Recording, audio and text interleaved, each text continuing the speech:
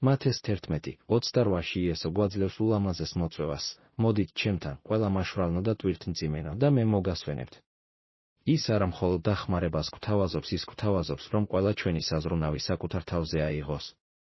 ახლა კი ერთად ვილოცოთ ღია გულით, რათა ვიპოვოთ წარმოუდგენელი თავისუფლება, რომელიც ღვთის მოსიყვარულე მზრუნველობის ქვეშ უდარდელი ცხოვრებით მოდის. უფალო, დღეს შენთან მოვდივარ და ჩემს საზრუნავს ვატარებ. შენ იცი ჩემი ყოველი საზრუნავი, ყოველი აზრი, რომელიც მაძინებს და ყოველი წუხილი, რომელიც ჩემს გონებას ამძიმებს. დღეს მე ვირჩევ, რომ ეს ყველაფერი შენთვის ერთმანეთის მიყოლებით გავცე და მწამს, რომ შენ მათ გაცილებით უკეთ გაუმკლავდები, ვიდრე მე შემეძლო. შენი სიტყვა ამბობს ფილიპელთა 4:6-7, ნუ წუხართ არაფერზე, არამედ ყველაფერში ლოცვითა და ვედრებით მადლიერებით აუწყეთ თქვენი სათხოვარი ღმერთს. და ღვთის მშვიდობა, რომელიც ყოველგვარ გონებას აღემატება, დაიცავს თქვენს გულებსა და გონებას ქრისტე იესოს მეშვეობით. უფალო, დღეს შენს სიტყვას ვიღებ. მე გადავწყვიტე არაფერზე ვიდარდო, არამედ ყველაფერი შენს წინაშე ლოცვაში მოვიტანო. მამაო, დამეხმარე იმის გაგებაში, რომ დარდი ჩემს ხვალინდელ დღეს არ ცვლის. ის მხოლოდ დღევანდელ დღეს მპარავს. ყოველი წამი, რომელსაც დარდი მაწუხებს, არის წამი, როდესაც არ გენდობი, არ ვტკბები შენი თანდასწრებით და არ ვცხოვრობ იმ სიმშვიდით, რომელიც შენ უკვე მომეცი. არ მინდა კიდევ ერთი ძვირფასი დღე დავკარგო იმ ტვირთის ტარებაში, რომლის ტარებაც შენ არ მთხოვე. მე შენ გაძლევ ჩემს დარდი იმაზე, რისი კონტროლიც არ შემიძლია. ჩემი გონების დიდი ნაწილი სრულიად აღემატება ჩემს შეცვლის ან გამოსწორების უნარს. უფალო, დამეხმარე დავინახო განსხვავება იმის შესახებ, რაც უნდა გავაკეთო და რაც შენს ხელშია. მომეცი სიბრძნე, რომ ჩემი წილი გავაკეთო და რწმენა, რომ დანარჩენი შენ ვენდო. მესმის, უფალო, რომ დარდი სინამდვილეში მხოლოდ შიშია, რომელიც დარდივით შენიღბულია. ეს ჩემი გულია, რომელიც ივიწყებს, რამდენად ძლიერი ხარ, რამდენად ერთგული ხარ და რამდენად გიყვარვარ. დღეს მე ვირჩევ დარდისაგან გახსენებას. მახსოვს ყოველი შემთხვევა, როცა შენ ზრუნავდი ჩემზე, იცავდი და გზას მიხსნიდი იქ, სადაც არ იყო. შენი სიტყვა ამბობს, მიანიჭე მას შენი ყველა საზრუნავი, რადგან ის ზრუნავს შენზე. არა მხოლოდ ჩემი საზრუნავის ნაწილი, არამედ მთლიანად. ეს იმიტომ არ არის, რომ შენ ვალში ხარ ჩემზე, არამედ იმიტომ, რომ შენ ზრუნავ. ეს ჭეშმარიტება ათბობს ჩემს გულს. შენ არ ხარ შორეული ღმერთი, რომელსაც ჩემი საზრუნავი აღიზიანებს, შენ ხარ მოსიყვარულე მამა, რომელიც გულწრფელად ზრუნავს ყველაფერზე, რაც მაწუხებს. მე შენ გაძლევ ჩემს საზრუნავს ხვალინდელ დღეზე. რასაც არ უნდა მოიტანოს ხვალინდელი დღე, შენ უკვე იქ ხარ, ამზადებ გზას, აწყობ გარემოებებს და ზრუნავ ჩემზე. არ მჭირდება ხვალინდელი დღის გაგება დღეს. უბრალოდ უნდა მჯეროდეს, რომ იგივე ღმერთი, რომელიც ახლა ზრუნავს ჩემზე, მაშინაც იზრუნებს ჩემზე. დამეხმარე, უფალო, ვიცხოვრო აწყო მომენტში. ახლა, ამ წამს, კარგად ვარ. ვსუნთქავ. ცოცხალი ვარ. შენი სიყვარულით ვარ დაცული. შფოთვაც ცდილობს ჩამithრიოს წარმოსახვით მომავლის სცენარებში, რომლებიც შეიძლება არასდროს მოხდეს. მაგრამ შენ მომიწოდებ, რომ აქ და ახლა დავრჩე, რომ აქ გიპოვო და შენი სიმშვიდე მივიღო. მე შენ გაძლევ ჩემს საზრუნავს იმ ადამიანებზე, რომლებიც მიყვარს, ჩემი ოჯახი, ჩემი მეგობრები, ისინი, ვინც ჩემთვის ძვირფასები არიან.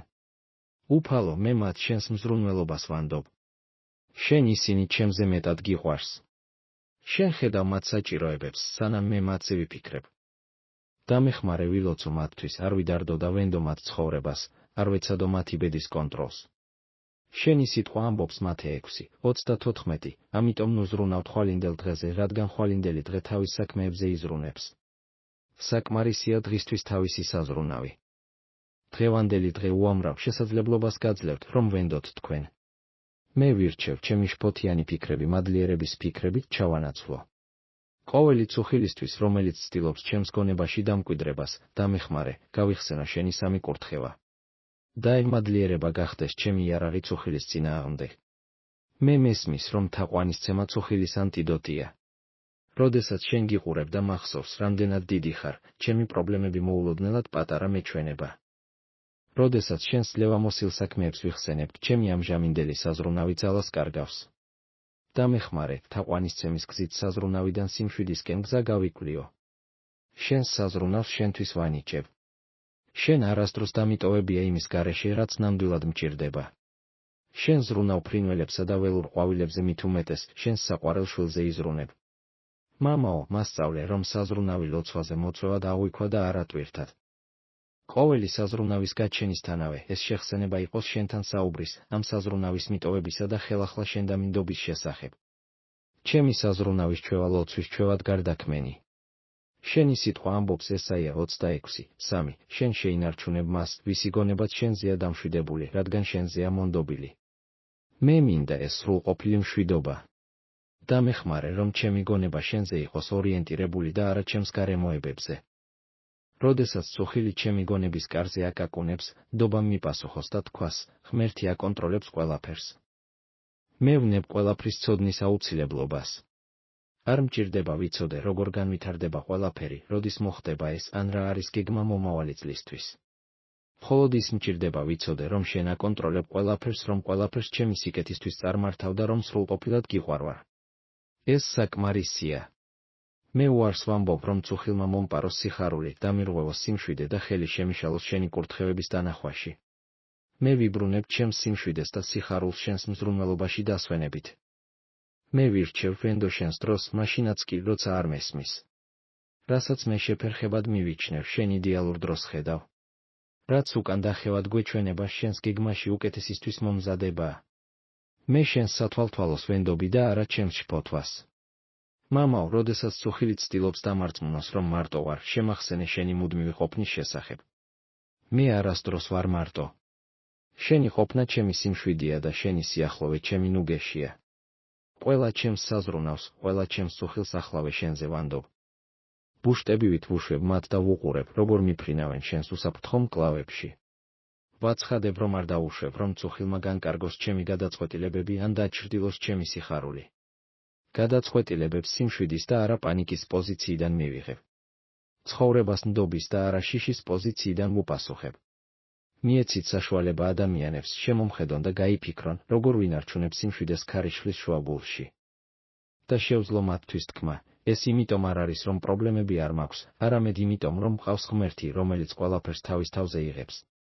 მადლობას გიხდი, რომ ჩემი წუხილი აიღე და შენი სიმშვიდე მომეცი სანაცვლო. ეს საუკეთესო გაცვლა, რაც შემეძლო გამეკეთებინა. რა შვება იმის ცოდნა, რომ არ მჭირდება ყველაფრის გამოსწორება, წინასწარმეტყველება ან გაგება. მე მხოლოდ შენი ნდობა და შენი სიყვარულით დასვენება მჭირდება. ამ ლოცვას სხვებს ვტოვებ.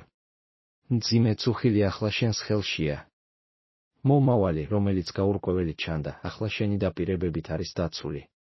ყველაფერი კარგად იქნება, რადგან შენ აკონტროლებ ყველაფერს. შენი სიმშვიდე ჩემი სიმშვიდე ხდება. შენი სიმშვიდე ჩემი სიმშვიდე ხდება. მე უარს ვამბობ იმაზე, რისი ატანაც შენ შემომთავაზე. მე სიმშვიდეს ვარჩევ წუხილს, ნდობას შფოთვას, სიმშვიდეს აურზაურს. დღეს და ყოველდღე შენი სრულყოფილი მზრუნველობის ქვეშ ვცხოვრობ წუხილის გარეშე სრულიად დარწმუნებული, რომ ყველაფერი კარგად იქნება, რადგან შენ ხარ ჩემი ღმერთი და მე შენი საყვარელი შვილი ვარ. ამინ.